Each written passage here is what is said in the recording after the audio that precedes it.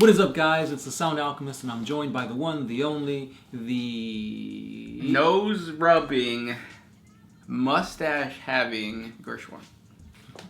And welcome back to another episode of For the Greater. This is a video series where we answer the questions left by you, the viewer. If you have a question for us, comment down below. Put a question in front of your question because we get those questions first. And that is what the awesome Alucard Tepes did. He asks, which faction is more likely to smoke weed? Snoop! That faction. Mm-hmm. Which would be... the Orcs. Because they take it a step further. It's not just weed, it's fungal growth. So they smoke, eat, they are They are weed. They are weed.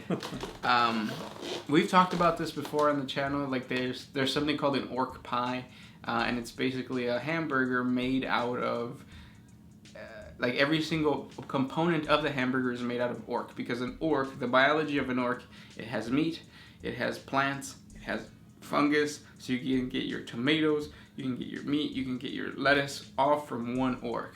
And at the same time, you could actually scrape some of the dead skin cells, like the ashy skin cells of an orc, roll it up, and smoke it. The orc headhunters, if you check out our 40 facts on the orc headhunters, they actually do that. When they kill the orc, the spores that are released can actually be collected and then smoked in a pipe, which gets them a little high. If you don't believe me, that's because I'm lying. Next question. You had me there. He took me for a loop. Next one. This one is by Tobias Hagstrom. How do you pronounce divinatus? Is it divinatus or is it divinatatus? Try actually looking at the letters for once. Divinatus? It's Divinatus. Divinatus. Next question comes from C_P_. Are you guys excited for the Prime Orc? And are you guys going to do a video on them? We're going to get Prime Orcs, ? From what I understand, Prime Orcs was a play on words, like Primarchs, Prime Orcs. And I think the Beast was one of them. The Beast! And he's not even around no more, because, well, actually, he's in the future. Whatever. Because it's 50K, right? It'll be 50K. Alright. Well, next question comes from... Cool. Smile Kavrokian. I went out for tacos the other day, and I had to try the lengua. I felt a mixture of emotions. The first being gratification because of the meat's succulence and tenderness.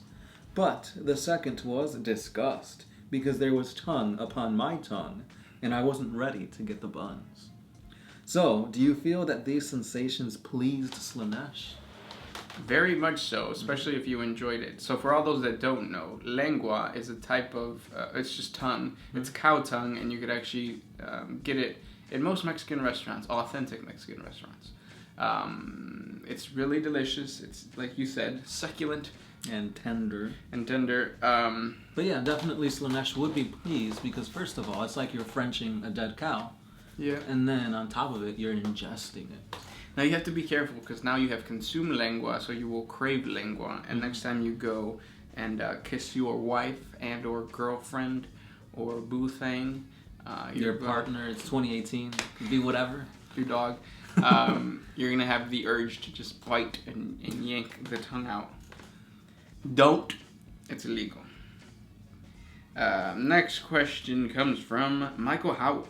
Do the Chaos Gods ever fight over a champion? I know they all want Abaddon, but are they fighting amongst themselves for or to be his patron?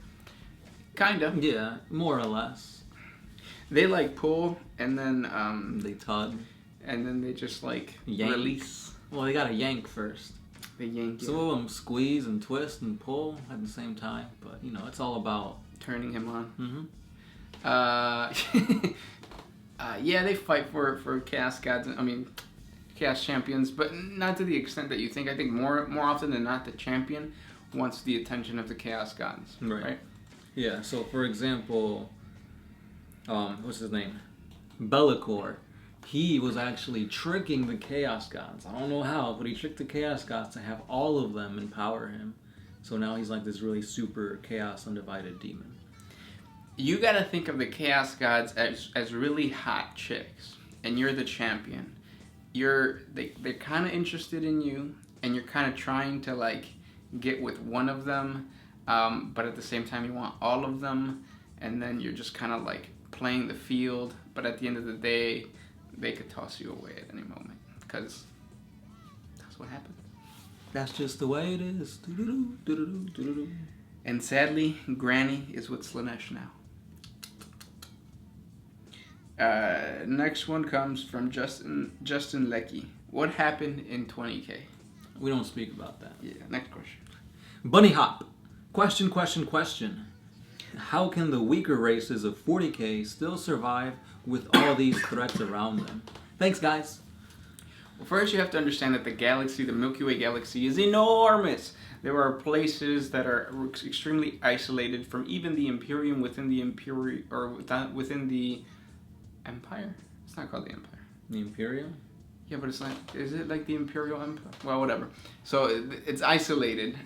So you have small races that, alien races, that kind of just live out their own, and they're peaceful. They just get by. Yeah. Some of them join the Tau, Vespids, Groot. Demiurge. Those little flying psychic polar bears.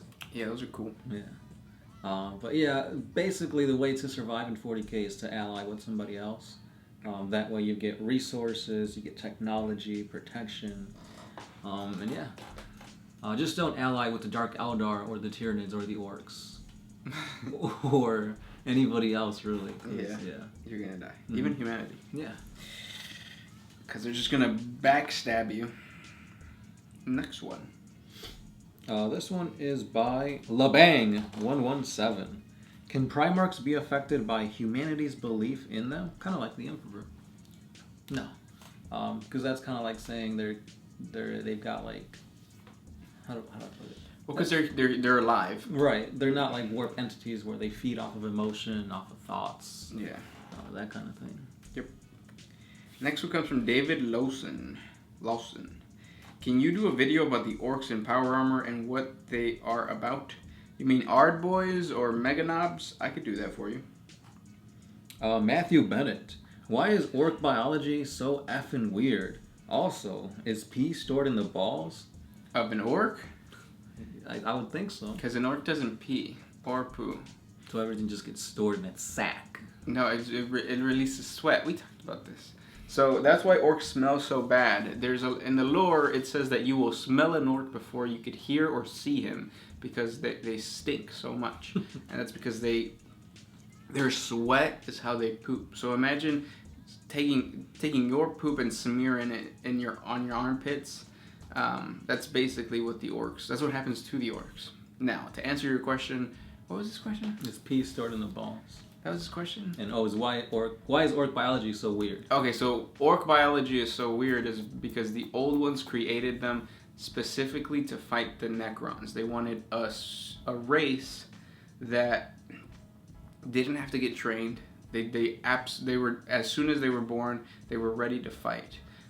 Which is why they genetically mutated some type of like organism along with I think it's called lichens, which is a type of, it's not a fungus, it's not a plant. It's like in between. And that's how they got the orcs. So the Orcs. The Orcs, yeah, sorry. And then their DNA, knowledge is embedded in their DNA. So that's why their biology is so weird, because the old ones had a very specific purpose for it. Now is pee stored in the balls? Only one. The one on the left side. Only one pee? No, only one ball. Okay. Only one ball stores pee, the other one stores, well, you know. Fact check me, I dare you. Next one. Josh Pratt, aka Chris Pratt's brother. If Leman Russ hated Sigers so much, why do the Space Wolves have ruined priests? I blame Slaanesh. On Fenris, there is a cult underneath the ice mountains that is worshipping Slaanesh. Is it Slaanesh or Tzeentch? I can't remember if it's Slaanesh or Tzeentch. But anyways, that psychic hoopla is emanating through the ice, affecting the tribesmen, and the tribesmen are then manifesting psychic abilities. And the Space Wolves aren't just going to kill them. That's my theory. What's your theory? Well, I think the whole reason is because like rune priests are a little bit different. They're more about the like talking with spirits, having like summoning wolf spirits, you know, having powers over nature, which is a little bit different than what your standard librarian from other chapters do. Like, yeah, they can like read your mind or summon lightning bolts or warp lightning, warp flame, but like with rune priests, they're more, I guess, religious, more about like the ancestry, nature, that kind of stuff, which is more tribe-like, I guess. I like that explanation. Next one comes from Nader Potato. What is a squat? I'm offended that it's 2018 and you don't know what a squat is. It's like when it's a type of exercise. You gotta like position yourself a certain way, and you gotta like. Remember, your knees should never pass your toes. If they do, they're just gonna explode. Well, yeah. Anyways, so it's an abhuman. A squat is an abhuman. As humanity during the Dark Age of technology spread closer to the center of the Milky Way galaxy, they colonized those planets, and those planets had heavier mass just because they were closer to like other mass. So like humans began to shrink in size to the point where they became little dwarf men. Mm-hmm. And then what happened was the Age of Strife. So they were isolated. And they had to fend for themselves, and they developed their own like little kingdoms, and they became really well at mining technology, or improving on technology to the point where they had digital weapons. They were really well known for digital weapons, just like the orangutan guys. Jakaro weaponsmith. Yeah, and it was rumored that the weapons created by these squats were far superior than what the Imperium was creating during the Dark Age of technology. They were discovered.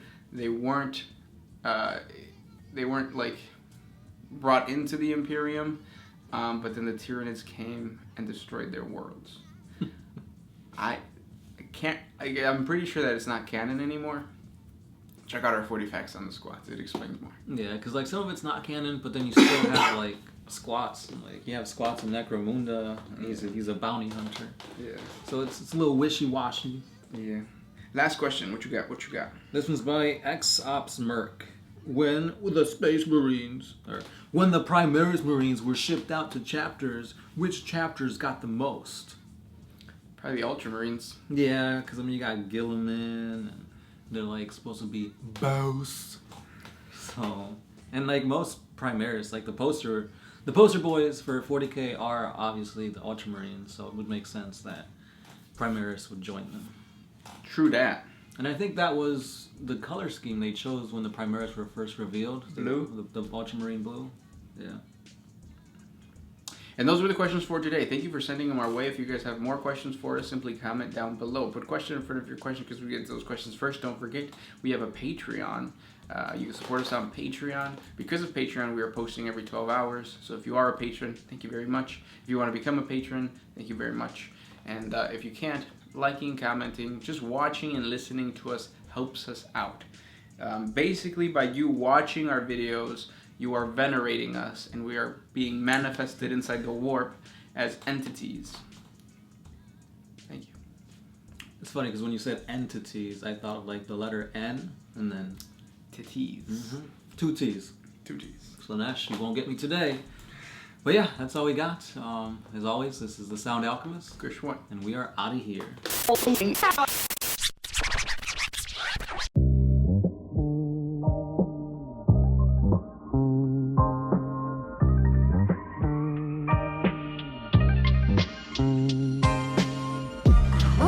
used to put my freedom first in any situation.